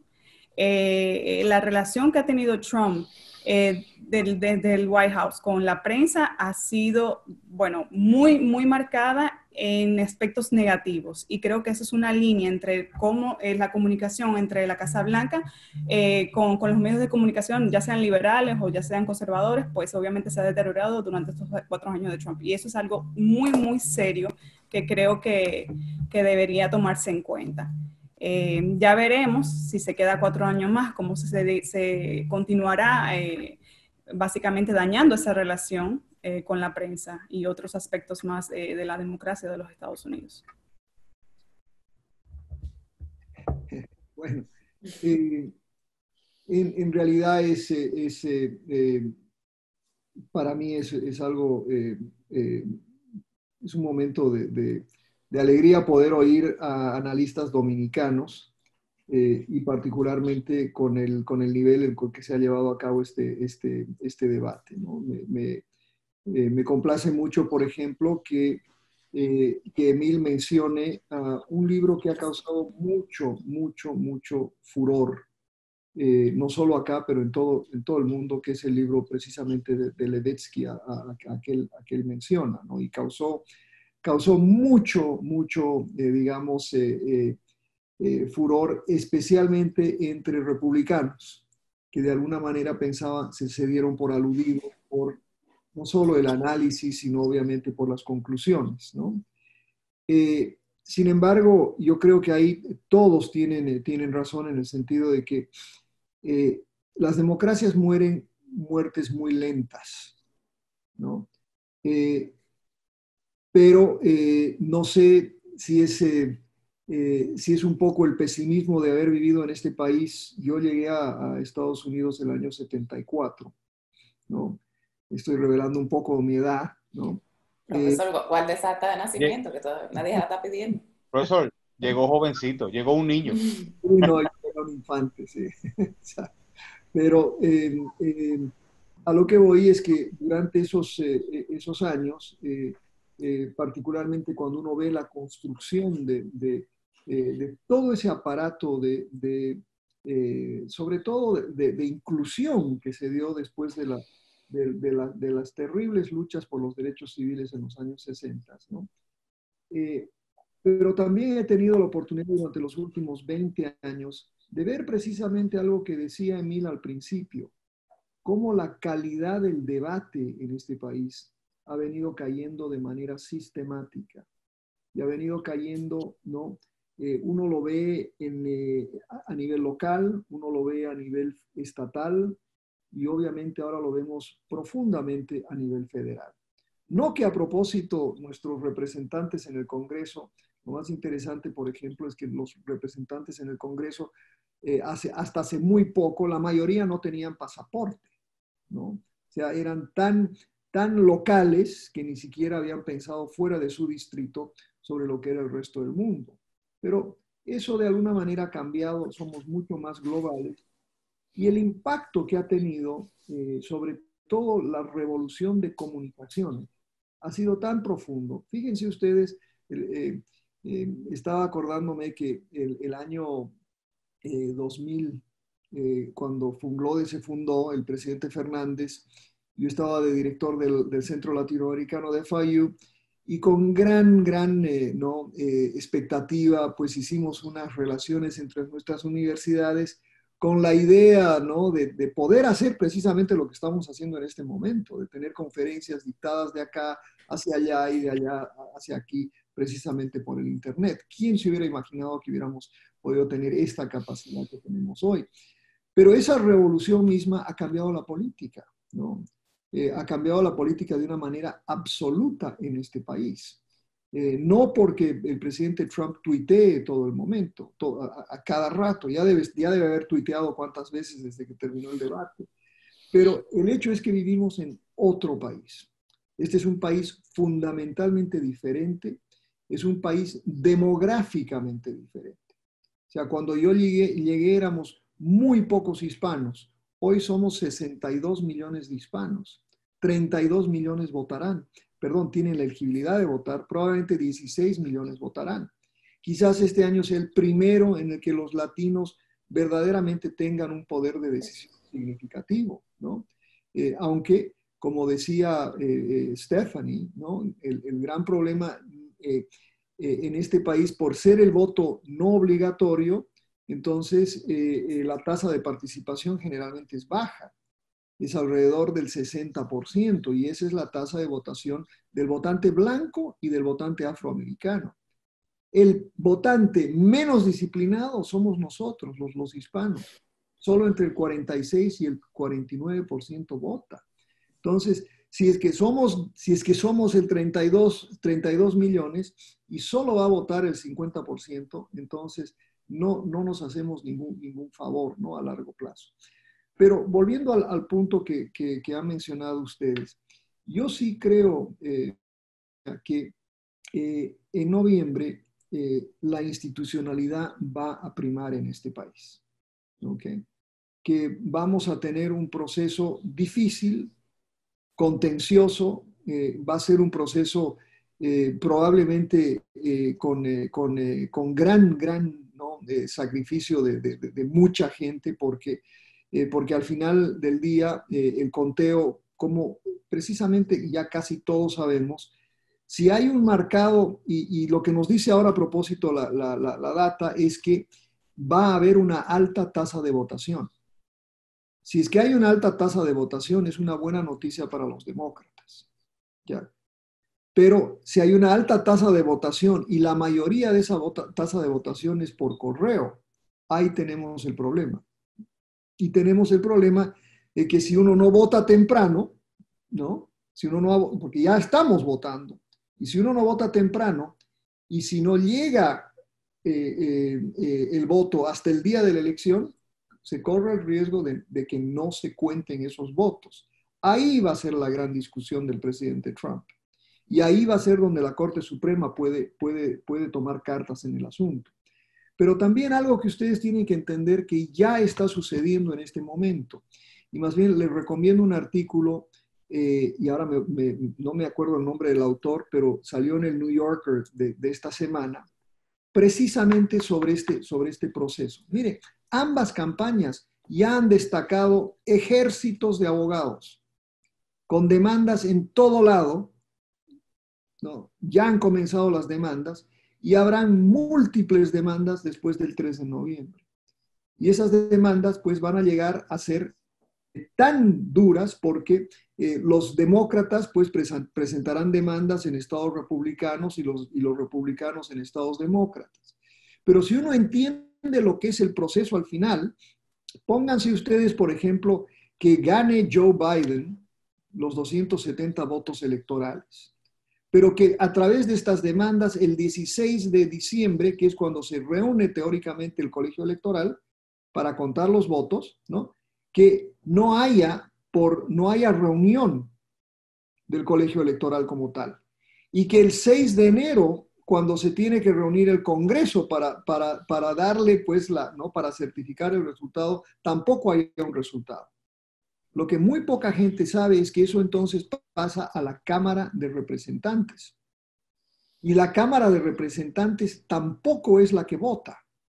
La Cámara de Representantes convoca a las legislaturas de los estados a nombrar un representante. y son 26 estados republicanos y 23 estados demócratas. Esos son los que van a determinar el próximo presidente. Y cada estado nombra un delegado. Entonces, si esto se prolonga, por más que Biden gane los 200 votos electorales, podríamos terminar con un presidente Trump elegido básicamente en la Cámara de Representantes por estos Delegados. que vienen de delegados de legislaturas. Entonces, hay una cantidad de escenarios complejos, ¿no? Y todos fabulosos, lo que demuestra de manera muy fehaciente que tenemos un sistema electoral arcaico, un sistema electoral muy complejo, ¿no? Al final de cuentas no Corte Nacional Electoral, un tribunal electoral, sino tenemos 10,000 supervisores de elecciones en todo el país. Si bien tenemos cada estado con su supervisor de elecciones, cada condado determina sus elecciones. Cada municipio al final determina cómo son conducidas sus elecciones. Eso hace que sea tan complejo este sistema. Y yo creo que lo que vamos a tener como observación final, yo diría que sea el que sea este resultado, el debate va a continuar de manera profunda sobre la naturaleza del poder de este proceso electoral, porque se va a repetir. Este no va a ser el último año. Vamos a tener problemas similares precisamente por la polarización que tiene el país. Y la otra cosa que creo que si gana Joseph Biden la presidencia y si llega a ser posesionado en enero, entonces creo que también se va a desatar una profunda,